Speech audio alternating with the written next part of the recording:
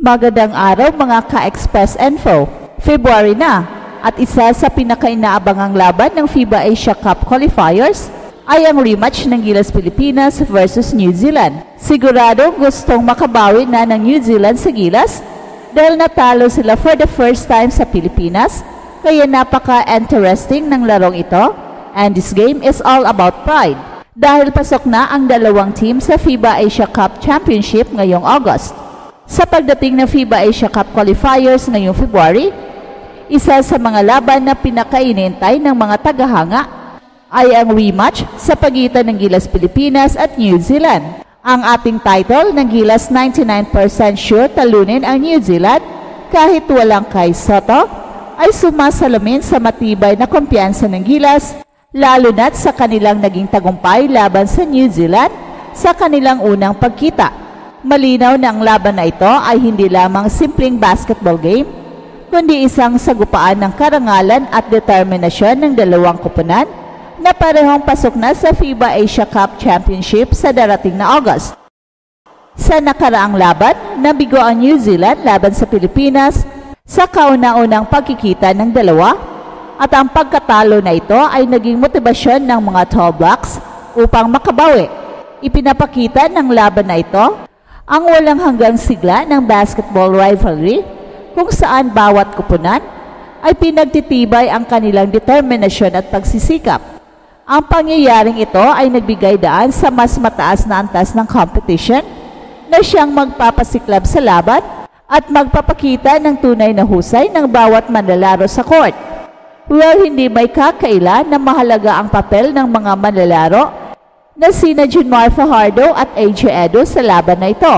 Sila ang naging pangunahing sandata ng Gilas sa pagharap sa mahihirap na kalaban, at ang kanilang kahusayan sa loob ng court ay nagsisilbing inspirasyon sa kanilang mga kasamahan. Ang kanilang presensya at determinasyon ay nagbibigay lakas sa buong koponan upang harapin ang anumang hamon. Well, kahit walang Kai Sotto o iba pang suporta, dahil naniniwala silang kayang talunin ang New Zealand sa pamamagitan ng kanilang disiplina at dedikasyon. Ya't mukhang mahihirapan pa rin ang New Zealand sa Gilas kahit wala si Kai, dahil meron pa namang Junmar Fajardo at AJ Edo to form a very tall and skilled twin towers. Ang laban sa pagitan ng Gilas at New Zealand ay nagpapakita ng kakaibang taktika at husay ng ating koponan kahit na wala si Kai sa lineup. Bagaman isa siyang mahalagang manlalaro, malinaw na hindi magiging hadlang ang kanyang pagkawala sa pag-asa ng Gilas na mapagtagumpayan ang kanilang kalaban. Sa kabila nito, pinapalakas pa rin ng koponan ang kanilang depensa at opensa dahil sa presensya ng dalawang haligi na sina Junmar Fajardo at AJ Edo, na kilala bilang Twin Towers ng koponan. Ang pagkakaroon ni Junmar Fajardo at AJ Edo ay nagdadala ng malaking bentahe sa Gilas. Ang kanilang taas, lakas at husay sa loob ng paint ay hindi basta-bastang matutumbasan ng anumang kalaban, lalo na ng New Zealand. Ang kanilang kakayahan sa pagdepensa ay nagiging hadlang sa pag-penetrate ng opensa ng kalaban, at sa kabilang banda, nagiging mabisang sandata nila sa pag-score sa ilalim ng basket. At higit pa rito, ang synergy ng dalawang players ay nagbibigay daan sa mas epektibong strategy sa laro. Habang si Junmar Fajardo ay kilala sa kanyang malakas na loob at karanasan, si AJ Edo naman ay merong mabilis na footwork at mahusay sa pag-block. Ang kombinasyong ito ng kanilang kakayahan ay nagiging dahilan kung bakit kahit wala ang kontribusyon ni Kai, kayang punan ng Gilas ang naiwang puwang sa depensa at opensa. Ang pagkakabuo ng Twin Towers na ito ay nagbibigay inspirasyon sa kanilang mga kasamahan at nagpapalakas ng moral sa buong koponan. Sa tuwing makikita ng kalaban ang dalawang matatag na haligi na ito, napapansin nilang hindi basta-bastang mapapasok ang kanilang bola at mahihirapan silang makapuntos sa ilalim ng basket. Ito ay nagrepresenta ng disiplina at dedikasyon ng Gilas sa kanilang laro at nagpapakita ng kanilang kahandaan sa anumang hamon.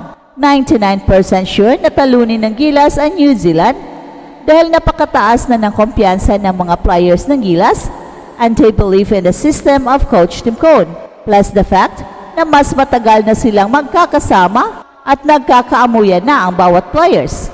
Ang kumpiyansa ng Gilas ay umaabot sa 99% sa paniniwala na talunin nila ang New Zealand. At ito ay dahil sa napakataas na antas ng tiwala at determinasyon ng bawat manlalaro. Ipinapakita ng kanilang matatag na loob na handa silang harapin ang anumang hamon sa hinaharap ng kanilang kalaban.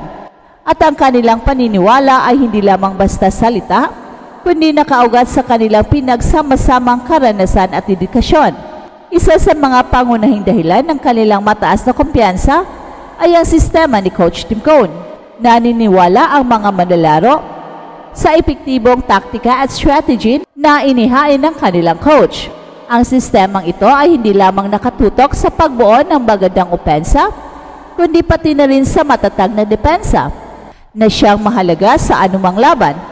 At dahil dito, naniniwala ang kupunan na sapat ang kanilang paghahanda para labanan ang New Zealand. Bukod pa dito, ang mahabang panahon ng pagtutulungan ng mga manlalaro ang isa sa mga susi sa kanilang tagumpay. Ang bawat miyembro ng Gilas ay naging pamilyar sa estilo at galaw ng kanilang mga kasamahan sa loob ng court. Ang tinatawag nilang nagkakaamuyan ay nangangahulugang nauunawaan nila ang bawat galaw at intensyon ng kanilang mga kasama na nagdudulot ng mas mataas na koordinasyon at mas mabilis na pagresponde sa mga sitwasyon sa laro. Ang matagal ng pagsasama ng kupunan ay nagdudulot ng isang uri ng synergy na hindi basta-bastang mapapalitan. Sa bawat laro, nakikita ang husay at galing na bawat isa dahil sa kanilang malalim na ugnayan at pag-unawa sa isa't isa.